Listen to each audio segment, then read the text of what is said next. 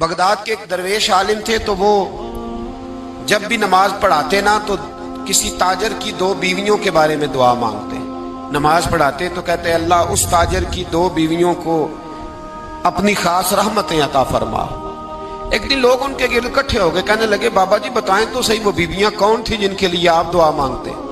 तो फरमाने लगे मेरे शहर का एक ताजर था, बहुत बड़ा ताजर था, मालदार था पर बे औलाद था। उसे बगदाद से मुल्क के शाम जाना पड़ता था तिजारत करने, और कई कई महीने उसे शाम के मुल्क में रहना पड़ता था। उसने इस तरह किया कि वहां भी एक शादी कर ली। अब वो वहां कुछ ज्यादा वक्त गुजारने लगा, मालदार आदमी था, बीवी को मकान भी लेके दे दिया। अब वो जरा देर से आता वापिस, और जब आता भी तो उसके वो वाले अंदाज ना होते जो पहले हुआ करते थे। अब बीवी से बड़ा जासूस भी कोई नहीं होता, उसको तो पहले पता चल जाता है कि माजरा क्या है, उसे बड़ी खबर होती है। वो कहने लगी अब के जब आता जाता है तो इसके हालात कुछ बदले बदले से हैं, माहौल कुछ और है। उसने एक बूढ़ा आदमी जो उसका अजीज भी था और समझदार भी था उसको तैयार किया। कहने लगी अब के जब मुल्क के शाम जाए ना तो इसका पीछा करना और खबर करना कि कहाँ रहता है, कहाँ जाता है, क्या करता है। वो बूढ़े बुजुर्ग जो थे वो खातून के कहने पर कुछ उसने किराया भी दिया। वो उस ताजर के पीछे गए और वापस आके खबर दी। कहने लगे कि तो 2-3 साल बीत गए, इसने वहां भी शादी की हुई है, तुझे बताया ही नहीं। बीबी बड़ी समझदार थी, हौसला मंद, जीरत, उसने शोर नहीं मचाया। उसने कहा कि मैं ना अब जब आएगा ना तो तरीके से बात करूंगी और पूछूंगी कि ऐसा क्यों किया। और ये भी उसने आके बताया कि अगर तेरे साथ निकाह के बाद उसे औलाद नहीं मिली तो औलाद वहां भी कोई नहीं, कि मुकम्मल तफसीलात। अब जब इस दफा खामंद आया तो आते ही वो बीमार हो गया, कमजोर होने लगा। अब खातून ने मुनासिब नहीं समझा कि आते ही धड़ाम से मैं उसके सर पर ये फोड़ दूं कि तूने निकाह किया हुआ है और मुझे बताया नहीं। वो जरा तसल्ली में रही, कुछ वो बीमार था, हौसला रखा, खिदमत करती रही। कुछ दिन गुजरे तो वो ताजर इंतकाल कर गया, फौत हो गया। अब राज खुल न सका, इद्दत गुजारी, और जब सारा माल जमा किया ना तो अशरफियों की बोरियां भर गई। सारा माल उस बीबी का, 4 बोरियों में अशरफियां, 4।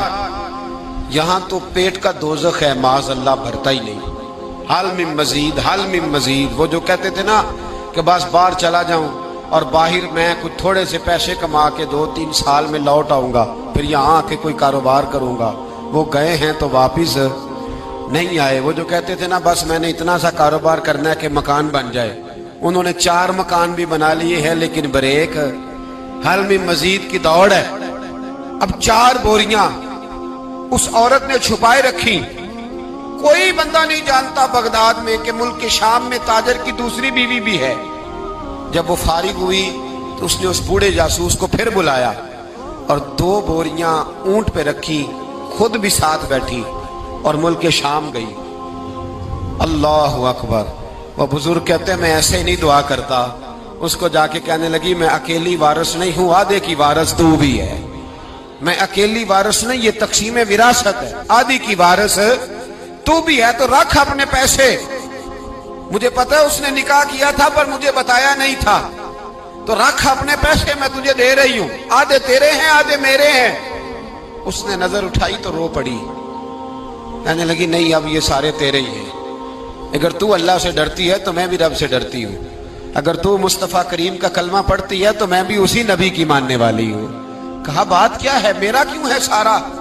तो वो खातून कहने लगी वो 2 साल 3 साल से मेरे साथ निकाह था और उसने बताया था मुझे कि मेरी बीवी भी है, और मैं गरीब थी तो मेरे वालिदैन को भी बताया था कि मेरी दूसरी शादी है। ये मकान उसने मुझे लेके दिया था, मेरे तमाम अखराजात वो पूरे करता था, नानो नफका का ख्याल रखता था।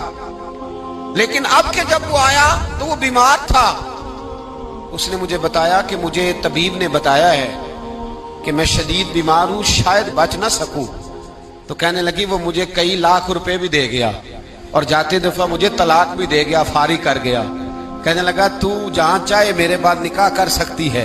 और कहने लगा मैं चाहता था पहली बीवी को बता दूं, मौका नहीं बना और उसका दिल ना टूटे, बता नहीं पाया, लिहाजा वो मुझे ढेर सारे पैसे दे चुका है, सारा मेरा हिस्सा मुझे पहले से दे चुका है। मेरी बहन اب یہ 4 बोरियों में से 2 मेरी नहीं बल्कि 4 की 4 ही तेरी है, तू ही इसकी हकदार है। तो बुजुर्ग कहते हैं मुझे बताओ जिनके अंदर इस किस्म के तकवे की झलक हो उनके लिए हर नमाज के बाद दुआ मांगनी चाहिए कि नहीं मांगनी चाहिए?